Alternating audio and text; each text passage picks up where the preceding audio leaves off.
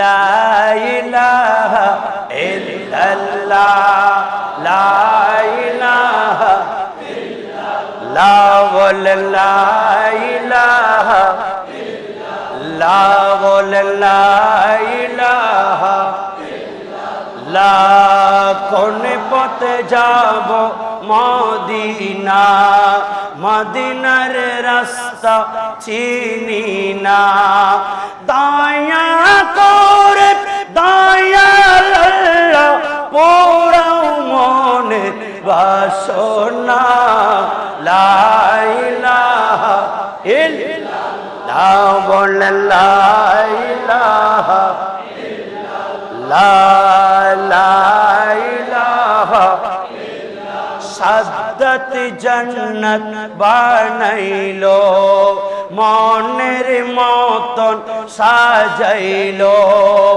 একটি কদম রাখার পরে আজরাইল আল্লাহ তুমি পাঠাইলা লা ইলাহা বলেন লা ইলাহা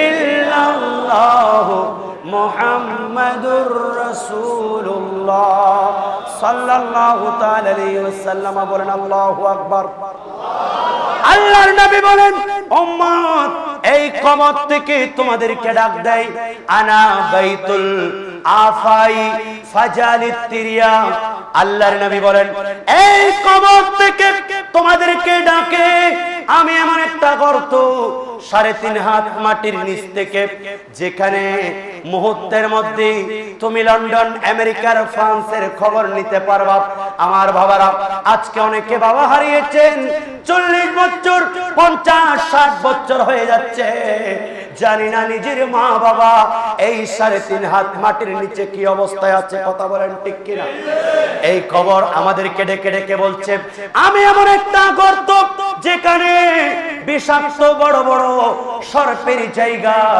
একটা সর্প যদি দুনিয়ার মধ্যে কখনো নিঃশ্বাস ফেলে আল্লাহর কসম সেই জায়গায় আর কখনো ঘাস উঠবে না এমন একটা গর্ত যেখানে বিষাক্ত সাপ আছে আল্লাহর নবী বলেন তোমার সাথে আসার জন্য তোমার ঔষধ নিয়ে আসবে বিষের ঔষধ সুবহানাল্লাহ ফার্মেসি থেকে কিছু বিষের ঔষধ নিলাম কাজ পাবে নবী বলছেন কি আনবা জানো আল্লাহর নবী বলছেন উম্মত ফাজালিত তিরিয়া ওয়া হুয়া ইহরাকুদ দুমু ওয়া বিসমিল্লাহির রহমানির রহিম এবং তোমরা তোমাদের আল্লাহর ভয়ে 2 ফোঁটা চোখের পানি ফেলো এই চোখের পানিগুলি তোমাদের জন্য ওই বিষের ঔষধ হিসেবে কাজ করবে সুবহানাল্লাহ আর একটু বড় করে বলো সুবহানাল্লাহ এমন একটা স্থানের নাম কবর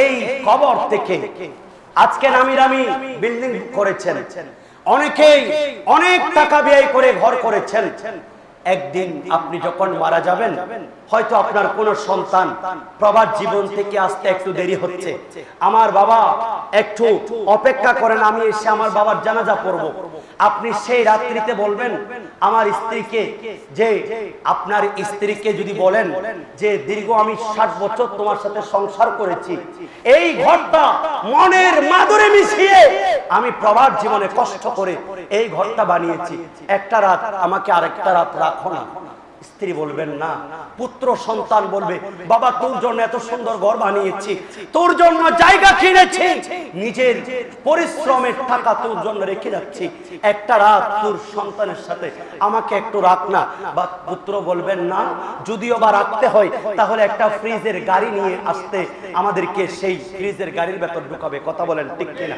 এটাই চিরন্তন সত্য সবাই বলবেন কারণ একজন মানুষ যখন ইন্তেকাল করে একজন মানুষ, আমি আপনি, আপনার মা আপনার বাবা, আমার মা আমার বাবার মাধ্যমে মাত্র 1 ফোঁটা নাপাক বীর্য থেকে সৃষ্টি হয়েছে। কথা বলেন ঠিক কিনা? এই নাপাক বীর্য 40 দিন পর্যন্ত আমার রব, আপনার রব আমার মায়ের পেটের মধ্যে লালন পালন করছেন। আরো 40 দিন হলো এটা রক্তের টুকরো হলো, আবার 40 দিন লালন পালন করলেন, এটা গোশতের টুকরো হলো। 120 দিন পর এই জায়গার মধ্যে আমার মায়ের পেটে, আপনার মায়ের পেটে আল্লাহ রাব্বুল আলামিন একটা রূহ দান করলেন। যেই রূহটার মধ্যে একটা গোশতের টুকরোর ভেতর যখন রূহ দান করলেন, যেখানে ছিল না হাত, যেখানে ছিল না পা, আপনি আজকে যে হাত দিয়ে খারাপ কাজ করছেন, যে হাত দিয়ে মাদক সেবন করছেন, যে হাত দিয়ে মা বাবার উপর হাত তুলছেন, যেই হাতটা অন্যের উপর হাত তুলছেন, যেই চোখ দিয়ে আপনি আজকে খারাপ কিছু দেখছেন, যেই মুখ দিয়ে খারাপ কিছু বলছেন, যেই পা দিয়ে খারাপ কিছু করছেন, সেই দিন এই গোশতের টুকরোর মধ্যে হাত ছিল না, পা ছিল না, আমাদের কর্ণ নাসিকা থোক কিছুই ছিল না। আল্লাহ রাব্বুল আলামিন আমাদেরকে আপনাদেরকে সেই রূহ যখন দিলেন, আস্তে আস্তে এখান থেকে পা বের হচ্ছে, এখান থেকে চোখ বের হচ্ছে, এখান থেকে ঠোঁট বের হচ্ছে। আমাদের আপাদ মস্তক রব্বুল আলামিন মায়ের গর্ভের মধ্যে তৈরি করে দিয়েছেন। আরেকটু বড় করে বলেন। শুধু তাই নয়, এই দিন থেকে আল্লাহ রাব্বুল আলামিন আমার খাবারের প্রয়োজন ছিল, আমার মায়ের নাভির দিয়ে আমাকে খাবার দান করেছেন। আমার শ্বাস প্রশ্বাসের প্রয়োজন ছিল, আমার রব আপনার রব আল্লাহ রাব্বুল আলামিন সেখানে অক্সিজেনের ব্যবস্থা করেছেন।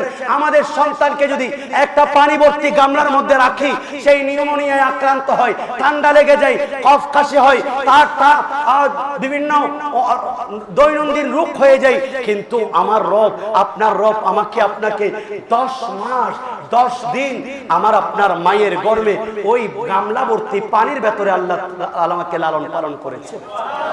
একটু বড় করে বলতে ইচ্ছে করেন আলহামদুলিল্লাহ। এই রব্বুল আলামিন আল্লাহ বলেন, বান্দা ফাবিআই আলাই রাব্বিকুমা তুকাদ্দিবান, কোন কোন অবদানকে অস্বীকার করবি? আইন তাউদ্দু নিয়ামাতাল্লাহ লা তুহসুহা, আমি আল্লাহর নিয়ামত গণনা কর, কিন্তু শেষ হবে না। তুমি আমার গণনা করে শেষ করা যাবে? আর 10 মাস 10 দিন যেই দিন পরিপূর্ণ হলো আমার আপনার মায়ের রেহেম থেকে, আপনার আমার মায়ের পেট থেকে যেই দিন আমি আপনি দুনিয়াতে আসব, সেই দিন আল্লাহ সর্বপ্রথম আমাদেরকে নির্দেশ দিলেন, এই সকল ওহে চন্দ্র, ওহে সূর্য, তুমি আমার বান্দা আসছে আজকে, তার খেদমতে লেগে যাও। সুবহানাল্লাহ। তাকে আলো দাও। আর অক্সিজেনকে বললেন, তুমি আমার বান্দাকে অক্সিজেন দাও। আর রিজিককে বললেন, আমার বান্দাকে রিজিক দাও। এভাবে 2 বছর পর্যন্ত মায়ের স্তন দিয়ে আমাকে আপনাকে দুধ পান করিয়ে বড় করেছেন। কে বলেন না? কে বলেন? সেই আল্লাহ রাব্বুল আলামিন আমাদেরকে আপনাদেরকে কিছুই বলছেন না, আমার যেমন মন চাই তেমন করছি। এভাবে করতে করতে 2 বছর পর্যন্ত মায়ের বুকের দুধ পান করে আমরা বড় হয়েছি। সেই মায়ের বুকে আজকে সন্তান হয়ে মা বাবার বুকে লাথি মারছে, এরকম কুলঙ্গার সন্তান আছে কিনা? কথা বলা আছে কিনা? ছেলে হতে পারে অন্ধ বোবা পাগলে গেরা, তবু সে মায়ের কাছে সবার সেরা। সুবহানাল্লাহ বলেন। একজন সন্তান যতই বিকলাঙ্গ হোক, পা না থাক, চোখ না থাক, আমরা আমাদের সন্তানরা তাকে বিভিন্ন রসিকতা করে কথাবার্তা বলে। আপনাদের এদিকে বলে কিনা জানি না, আমাদের এদিকে বলে। কিন্তু একজন মা সন্তান যদিও বা পা না থাকে, যদিও বা চোখ না থাকে, তারপরেও কি তাকে মোহাব্বত কম করেছে? ইনি মা। আল্লাহর নবী রাহমাতুল লিল আলামিন এর দয়া কিভাবে আল্লাহর নবী বর্ণনা করছেন। এই উম্মত এই মায়ের বুকের দুধ মাধ্যমে 2 বছর লালন পালন করালেন। করাতে করাতে করাতে করাতে যখন 7 বছর বয়স হলো, বলেন না কয় বছর? 7 বছর বয়স হলো। এতদিন পর্যন্ত আল্লাহ আপনাকে কিছু বলেন নাই। আল্লাহর দরবারে সাজদা দেন, আল্লাহর দরবারে ইবাদত করেন, কোরআন পড়েন, এগুলা কিছুই বলেন নাই। আল্লাহর নবী বলেন, মুরু আওলাদাকুম বিসসালাত ওয়া হুম আবনাউ 7 সিনিন। সুবহানাল্লাহ। বয়স যখন সন্তানের 7 বছর, এখন দায়িত্ব আপনার উপর পড়েছে। আল্লাহর নবী বাবাদেরকে বলছেন, এই সন্তানের পিতা, তোমরা তোমাদের সন্তানদেরকে নামাজের নির্দেশ দাও। সুবহানাল্লাহ বলেন। বয়স কত? কথা বলেন। আল্লাহর নবী বলেন ওয়াদরিবুহুম ওয়া হুম আবনাউ আশরি সিনিন। আর যারা 10 বছর বয়সে এখনো নামাজ পড়ে না, নামাজের দ্বারে কাছে আসে না, তাদেরকে মারো, মৃদু আঘাত করো, ভয় দেখাও, নামাজে নিয়ে আসো, নামাজের দিকে আনসার জন্য তাদেরকে ভয় দেখাও। কয় বছর বয়স? দেখেন এতদিন পর্যন্ত আল্লাহ কিছু বলেন নাই। আর এইভাবে ওয়াফাররিকু ফিল মাদাজি, 10 বছর বয়সে তার বিছানা আলাদা করে দাও। এভাবে 10 বছর হায়াত পেন, এখনো বান্দা নামাজে আসে না, ওই আস্তে আস্তে আল্লাহর নিয়ামতের কথা ভুলে যাচ্ছে, নাফরমানি, আল্লাহর নাফরমানির মধ্যে লিপ্ত হচ্ছে। সন্তান সেই রব্বুল আলামিনের যে এক ফোঁটা নাপাক বীর্য থেকে আল্লাহ কিভাবে বানিয়েছেন, আল্লাহ বলেন হুয়াল্লাযী খালাকাকুম মিন দুফিন। আল্লাহ রাব্বুল আলামিন তোমাদেরকে দুর্বল থেকে বানিয়েছে, আবার সবল করেছে, আবার দুর্বল করবেন, বৃদ্ধ বানাবেন। এভাবে আল্লাহ রাব্বুল আলামিন বনি আদমকে বানালেন। নবী বলছেন 7 বছর বয়সে নামাজের নির্দেশ দাও, নামাজ পড়তে আসে না, 10 বছর বয়স নামাজ পড়ে না, মারো, আঘাত করো, এরপরেও নামাজে আসে না, 15 বছর, 30 বছর, 40 বছর, 50 বছর, 60 বছর কাটিয়ে দেয়, এখনো নামাজের দিকে আসে না বান্দা। প্রত্যেক দিন দৈনিক 5 বার ইমাম সাহেব, মুয়াজ্জিন সাহেব মসজিদ থেকে আযান দেয়, মসজিদের দিকে বান্দাদেরকে ডাকেন, কিন্তু নামাজের জন্য আসে না। এইভাবে করতে করতে 60 বছর যখন হয়ে গেল, আল্লাহ বলেন বান্দারে তাকে আমি মাত্র 5% আপাদ মস্তক, হাত, পা, চোখ, কর্ণ, নাসিকা, জিহ্বা, আপাদ মস্তক সবকিছু মাত্র 5%, যেগুলার যেগুলার কোনো আল্লাহর নবী বলেন কোন পাওয়ার ছিল না, কিন্তু হঠাৎ করে আল্লাহ রাব্বুল আলামিন দয়ার মেহেরবানি করে একটা রূহ 95%, সুবহানাল্লাহ বলেন, 95% পাওয়ারফুল একটা রূহ দিলেন বান্দারে। সেই রূহটা পেয়ে সেই ব্যক্তিটা বড় নাফরমানি শুরু করে দিয়েছে, এখনো আমার ঘরে আসছে না, তাকে একটু বলে দাও আমি মালাকুল মউতকে পাঠিয়েছি, যাও তার সেই রূহ 95% ওঠা নিয়ে আসো। এর মাধ্যমে বান্দার সব ডিমান্ড শেষ। কবর। কথা কি বুঝাতে পারলাম? আমরা কি আল্লাহর নাফরমানি করব নাকি শুকর করব? আমি একটা আয়াতে কারিমা তিলাওয়াত করেছি, সেটা আল্লাহ রাব্বুল আলামিন আমার নবীর মিলাদের জন্য ইব্রাহিম খলিলুল্লাহ দোয়া করেছেন। সুবহানাল্লাহ। আরেকটু বড় করে বলেন। যে কোনো ভালো কাজ করার পর আল্লাহর কাছে হাত তুলে দিবেন, দোয়া করবেন, কারণ ভালো কাজ করার সাথে সাথে দোয়া কবুল। সুবহানাল্লাহ। ইব্রাহিম খলিলুল্লাহ আল্লাহর ঘর খানে কাবা নির্মাণ করার পর 3টা দোয়া করেছিলেন। সুবহানাল্লাহ বলেন। কয়টা? বিসমিল্লাহির রাহমানির রাহিম। ওয়া ইয ইয়ারফাউ ইব্রাহিমুল কওয়াইদা মিনাল বাইতি ওয়া ইসমাঈল ربنا تقبل منا إنك أنت السميع العليم। سبحان الله বলেন। আল্লাহ এই আল্লাহর ঘর খানে কাবা নির্মাণ করেছি, আল্লাহ তোমার হুকুম পালন করেছি, আমরা পিতা পুত্রের পক্ষ থেকে এই কাজটা তোমার দরবারে কবুল করে নাও। দ্বিতীয় নাম্বার দোয়া করলেন বিসমিল্লাহির রাহমানির রাহিম। রব্বানা ওয়াজআলনা মুসলিমাইনি লাকা ওয়াজআলনা মুসলিমাইনি লাকা ওয়া মিন যুররিয়্যাতিনা উম্মাতান মুসলিমাতান লাক ওয়া আরিনা মানাসিকানা ওয়া তুব আলাইনা ইন্নাকা আনতাত তাওয়াবুর রহিম। দ্বিতীয় নম্বর দোয়া, আল্লাহ আমার পরিবার পরিজন যুগে যুগে যারা আসবে সবাইকে আপনি মুসলমান হিসেবে কবুল করুন। কয়টা গেল? তৃতীয় নম্বর দোয়াটা করেছিলেন।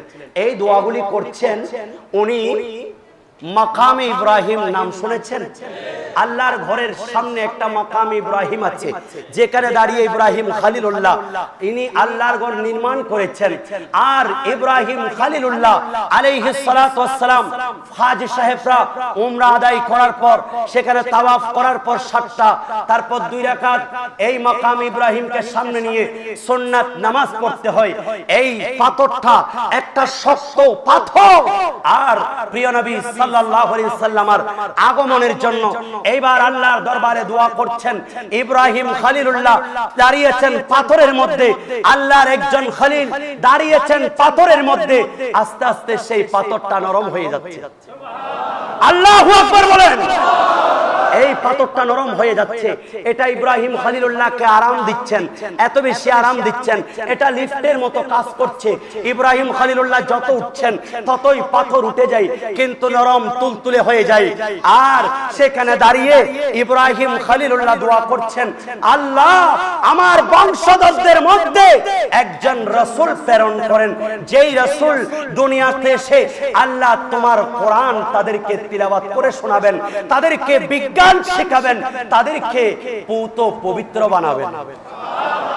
আর একটু বড় করে বলেন।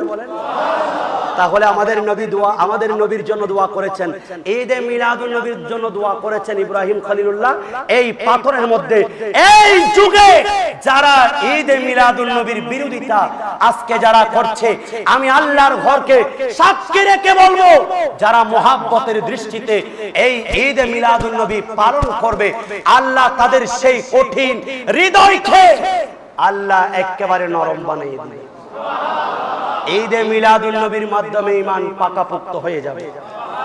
আরেকটু বড় করে বলেন, আজি ঈদ মিলাদুন নবী মাহফিল চলতেছে। এগুলা কি আপনাদের এদিকে চলে? একটু বলেন না, আজি ঈদ মিলাদুন নবী আনন্দে উল্লাসে সারা জগতে ভরেছে। আজি ঈদ মিলাদ মাহফিল চলতেছে, আজি পশু পাখি বৃক্ষলতা মানবার দান নারায়ের সালাতে বলে করতেছে উৎসব।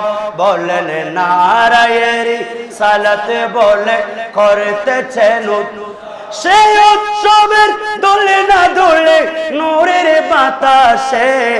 আজি ঈদ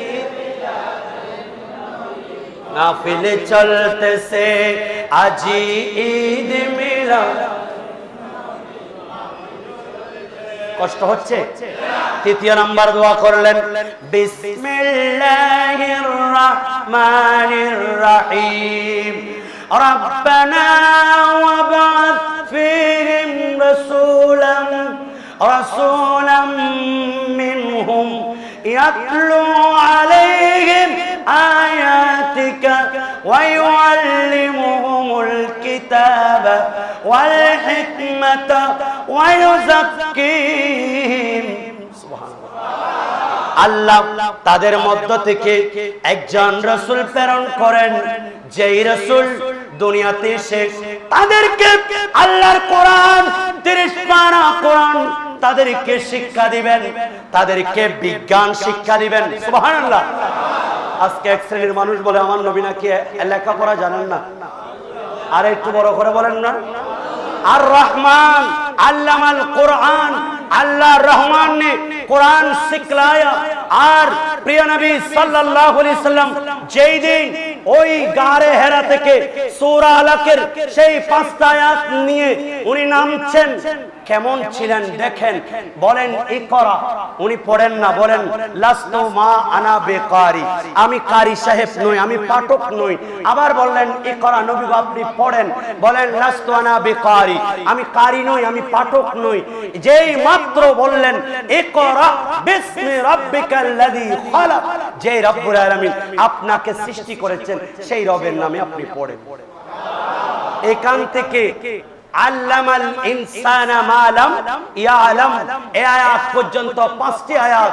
এই 5টি আয়াত, এগুলি এই 5টি আয়াত যখন উনি নিয়ে নামছেন, বলছেন রাসূল পাক কি সমস্যা, আচ্ছা এই 5টা আয়াত নিয়ে যখন উনি নামতেছেন, এমন সময় উনি বলছেন, আল্লাহর নবী বলছেন ইন্নী লা আরিফু হাজারা মক্কাতা, আমি ওই পাথরকে এখনো চিনি যেই পাথরটা কানা ইউসাল্লিমু আলাইয়া ক্বাবলা আন উবাসা, আমি নবীর নবুয়ত প্রকাশের পূর্বেও আমি নবীকে সালামি দিয়েছে, সেই পাথরটাকে আমি এখনো চিনি। আরে আল্লাহু আকবার, ইয়া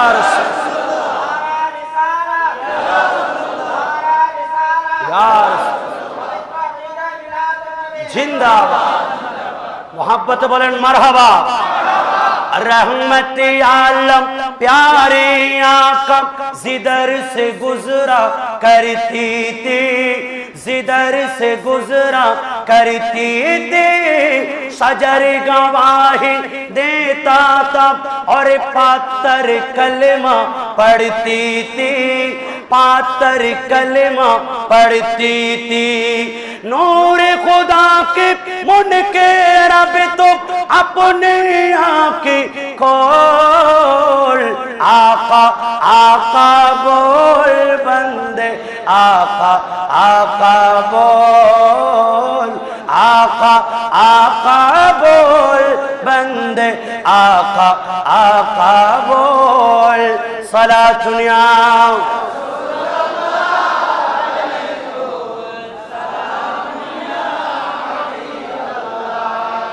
আল্লাহর নবীর এই ঈদে মিলাদুন নবীর জন্য দোয়া করেছেন, আল্লাহ এমন একজন নবী আপনি প্রেরণ করুন যেই নবী তাদেরকে আল্লাহর 30 পারা কোরআন শিক্ষা দিবেন, শুধু নয় তাদেরকে বিজ্ঞান শিক্ষা দিবেন, এমন কি তাদেরকে পুত পবিত্র বানাইয়া দিবেন। সুবহানাল্লাহ। যেই নবীর আগমন একজন কট্টর আবু লাহাব এর মতো, যার ব্যাপারে আল্লাহ রাব্বুল আলামিন 30 পারা কোরআনের পুরো একটা সূরা, যার বিরুদ্ধে, যার পরিবারের বিরুদ্ধে আল্লাহ নাজিল করলেন, নাউজুবিল্লাহ। এই কট্টর আবু লাহাব বুখারী শরীফ কিতাবুন নিকাহ এই বাবের মধ্যে আল্লাহর নবীর এই হাদিস, আবু লাহাব একজন কট্টর কাফের, যে আবু লাহাব আল্লাহর নবীর আগমনে শুধুমাত্র বাতিজা, মৃত ঘরে একজন বাতিজা হয়েছে। কত সুন্দর করে বলছে, ওয়া ক্বালা উরওয়াতু, এই হাদিসের রাবি হচ্ছে উরওয়া, উরওয়াতু ওয়া সুয়াইবাতু মাওলাতু লিআবি লাহাবিন, কানা আবু লাহাবিন আতাকাহা ফারদাতিন নাবিয়্যা। সবাই পড়েন সাল্লাল্লাহু আলাইহি ওয়াসাল্লাম। ফালাম্মা মাতা আবু লাহাবিন উরিয়াহু বাদু আহলিহি ক্বালা লাহু মাযা লাকিতা ইয়া আবা লাহাবিন, قال لم ألقى بعدكم غير أني سقيت بهذه بعتاقة ثويبة। এই আবু লাহাব আল্লাহর নবীর শানে বিয়াদবি করেছো, তোমার ব্যাপারে আল্লাহ রাব্বুল আলামিন 30 পারা কোরআনের একটা সূরা নাযিল করে দিয়েছে। আল্লাহ বলেন তাব্বাত ইয়াদা আবি লাহাবি ওয়া তাব, ধ্বংস হোক আবু লাহাবের 2 হাত। নাউজুবিল্লাহ বলেন। এরকম একজন কাফের কাফের যতবার নবীর শানে বিয়াদবি করেছে ততবার রব্বুল আলামিন জবাব দিয়ে দিয়েছেন। সুবহানাল্লাহ বলেন। দিয়েছে যারা আপনাকে দুঃখ কষ্ট বেদনা, আদের লঞ্চ নার কথা কি করিব বর্ণনা। সুবহানাল্লাহ বলেন, আর একটু বড় করে বলেন। বর্ণনা তো দিয়েছেন আল্লাহ নাজিল করে সূরা লাহাব। আল্লাহর প্রিয় হাবিব আপনি কাটাবিহীন একটি গোলাপ। সালাতুন ইয়া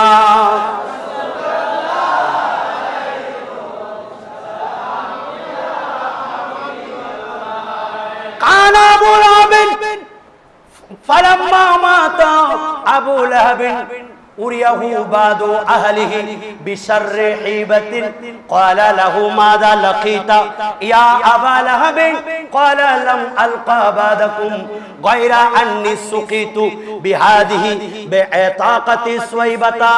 আমি তোমাদের কাছ থেকে আসার পর তেমন কোনো ভালো নাই, আমার অবস্থা তেমন ভালো নাই, কারণ সারা জীবন নবীর শানে বেয়াদবি করেছি, সেজন্য। তবে আল্লাহর নবী যেদিন দুনিয়াতে আগমন করছেন, আব্দুল্লাহর ঘরে একজন পুত্র সন্তান হয়েছে। এই সুসংবাদটা আমার দেশে যে আল্লাহর নবীকে দুধ পান করিয়েছেন, ওই সুয়াইবা যখন আমাকে সেই সুসংবাদ দিল, আমি সুয়াইবাকে একটু ইশারা করেছিলাম, ফা আতাকাহা আতাকাহা ফারদাতিন নবিয়্যা, যাকে নবী করিম সাল্লাল্লাহু আলাইহি সাল্লামকে যিনি দুধ পান করিয়েছেন ওনাকে আযাদ করে দিলাম। ওই সুয়াইবাকে আযাদ করার কারণে আমি আবু লাহাব প্রতি সোমবার এই আঙ্গুল দিয়ে আল্লাহর নিয়ামত ভোগ করতেছি। সুবহানাল্লাহ, চিৎকার দিয়ে বলুন আল্লাহু আকবার। আমরা নবীর গোলাম, আমরা রাসূলের পাকের উম্মত, শ্রেষ্ঠ নবীর শ্রেষ্ঠ উম্মত। আমরা কি ঈদে মিলাদুন নবী করলে সওয়াব বেশি পাবো নাকি কম পাবো? কোথায় বসে আছেন জানেন?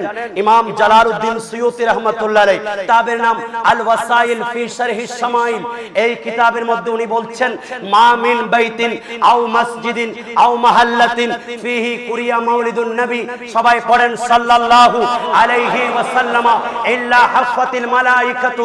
আল্লাহর নবী রাহমাতুল আলামিনের আগমনের দিনকে কেন্দ্র করে যেই মসজিদে, যেই মহল্লায়, যে এলাকায়, যেই জায়গায় আল্লাহর নবীর ঈদে মিলাদ নবী হবে, চতুর্দিকে রহমতের ফেরেশতারা বেষ্টনী দিয়ে রাখেন। শুধু তাই নয়, ওয়াসাল্লাতিল মালাইকাতু, আল্লাহর রহমতের ফেরেশতারা ক্ষমা প্রার্থনা করে মিন আহলিহিম, যাদের মধ্যে যে সেখানে বসে আছে এদের গুনাহ মাফ চাই। এমন কি আল্লাহ রাব্বুল আলামিনের এই রহমতের মাহফিলে, নবীর মিলাদের মাহফিলে আমি জালালউদ্দিন সুয়ুতী আমি সাক্ষ্য দিচ্ছি, আমি দেখেছি আল্লাহর মাহবুব নবীর এই মিলাদুন নবীর ফজিলত আমি দেখে দেখে বর্ণনা করছি। আর সেই মাহফিলগুলিতে সর্বশ্রেষ্ঠ ফেরেশতা হযরতে জিবরাইল, হযরতে ইসরাফিল, হযরতে মিকাইল, হযরতে আজরাইল, এরা এসে মুমিন বান্দাদেরকে মালা পরিয়ে দেয়। আল্লাহু আকবার বলেন। শুধু তাই নয়, বলছেন আমি দেখতে পাচ্ছি সেখানে আল্লাহর রহমত বর্ষণ হয়, এখান থেকে ওঠার আগে আগে আল্লাহ একটা একটা রহমতের পাত্র আল্লাহ তাদেরকে দান করেন। আমরা কি সেই অংশ নিতে চাই কি চাই না? কথা বলেন। শুধু তাই নয়, ইমাম জালালউদ্দিন সুয়ুতী এর সাথে আরো যোগ করেছেন। উনি বলছেন, এটা ইমাম ফখরুদ্দিন রাজি বলেছেন, মা মিন মুসলিমিন, এই মুসলমানদের মধ্যে এমন কোন মুসলমান নাই যিনি আল্লাহর নবীর মিলাদ পালন করবে এবং সেখানে যেই তাবরুকাত হয় সেই তাবরুকাতের মধ্যে এমন বরকত চলে আসে এবং সেই জায়গার মধ্যে আগুন, পানি, টর্নেডো, সাইক্লোন, জলোচ্ছ্বাস, ভূমিকম্প, এমনকি করোনার মতো মহামারী পর্যন্ত সেই এলাকায় আসতে পারে না। আর একটু বড় করে বলেন। আমার নবীর আগমন সম্পর্কে আমি কি বলবো? রাসূল পাকের মিলাদ মানে রাসূল পাকের আগমন নিয়ে আলোচনা করেন। আল্লাহর নবী রাহমাতুল লিল আলামিন, ও পৃথিবীর মহিলারা একটু খেয়াল করেন, রাসূল পাক সাল্লাল্লাহু আলাইহি ওয়াসাল্লামের বয়স যখন 2 মাস অথবা 3 মাস অথবা 7 মাস বয়স, আল্লাহর নবী রাহমাতুল লিল আলামিন যখন আম্মা জান হযরতি মা আমেনা রাদিয়াল্লাহু তাআলা আনহা উনার রেমে পাকে আল্লাহর নবীর আব্বা হযরতে খাজা আব্দুল্লাহ ইন্তেকাল করেন।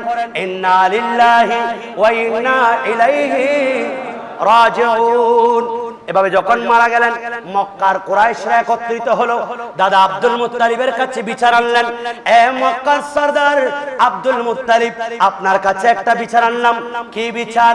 আপনার পুত্রবধূ আমেনা, তিনি আরবের একটা সিস্টেমকে পরিবর্তন করে উনি যেমন ইচ্ছা তেমন করে যেখানে সেখানে বের হচ্ছে। শুধু তাই নয়, একজন মহিলা যার স্বামী ইন্তেকাল করবে, ওই মহিলা আর জীবনে কখনো সুগন্ধি দিতে পারবে না। সুবহানাল্লাহ বলেন। এখনো পর্যন্ত কোন মহিলা সুগন্ধি ব্যবহার করতে পারবে যদি বাইরে যায়। যেই মুহূর্তে বাইরে যাবে, বাইরে যখন সুগন্ধি দিয়ে যায় যে মহিলা, এমনকি তার পিছনে পিছনে শয়তান চলাফেরা করে, নয় নয়, নবী বলছেন তাকে জিনার গুনাহে পর্যন্ত লিপ্ত করে। নাউজুবিল্লাহ বলেন। এমনি দিতে পারবেন, ঘরে দেন, পরিবারে দেন, স্বামীর সাথে দেন, তখন পরিবারে যতক্ষণ থাকবেন ততক্ষণ আপনি সুগন্ধি ব্যবহার করতে পারবেন। মা আমেনা বলছেন, আব্বাজান আল্লাহর ইজ্জতের কসম, কারণ ওনারা হানিফ ছিলেন, ওনারা ঈমানের উপর ছিলেন, আল্লাহর একত্ববাদে বিশ্বাসী ছিলেন। মা আমেনা বলেন, আব্বাজান আল্লাহর ইজ্জতের কসম, আমি যেই দিন আপনার সন্তানের আমানত আমার গর্ভে ধারণ করলাম, আমার গর্ভের মধ্যে যেদিন আপনার পুত্র হযরতে আব্দুল্লাহর আমানত আমার গর্ভের মধ্যে ধরেছি, সেই দিন থেকে আমাকে কোনো সুগন্ধি দিতে হয় নাই, বরং আমার শরীর দিয়ে মেশক আম্বরের চাইতে বেশি খুশবু যাচ্ছে। আল্লাহু আকবার বলেন। কেমন নবী, প্রিয় নবী সাল্লাল্লাহু আলাইহি ওয়াসাল্লাম। আম্মা জান বলেন, আব্বা জান আল্লাহর কসম, আমি দেখতে পাচ্ছি আল্লাহর নবী, আল্লাহ আপনার সন্তানের আমানত আমি যেই দিন গর্ভে নিয়েছি, আমার স্বামী ইন্তেকাল করলেও আমি যে রাস্তা দিয়ে হেঁটে যাই, আমি দেখতে পাচ্ছি আমার ডানে, আমার বামে, আমার পিছনে, আমার সামনে, আমি দেখতেছি শুধুমাত্র সালামের জবাব আসে।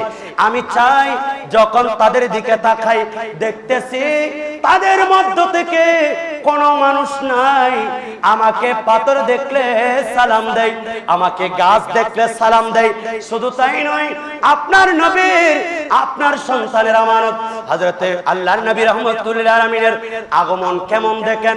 আম্মা জান বলেন, আমি দেখতে পাচ্ছি প্রত্যেক দিন রাতে এক একজন সুপুরুষ এসে আমাদেরকে স্বপ্নের মধ্যে সুসংবাদ দেন, এ আমেনা তুজে সালাম, এ আমেনা তুজে সালাম, আমেনা তোমাকে ধন্যবাদ। সেই নবীর মিলাদে বসেছেন, লাভ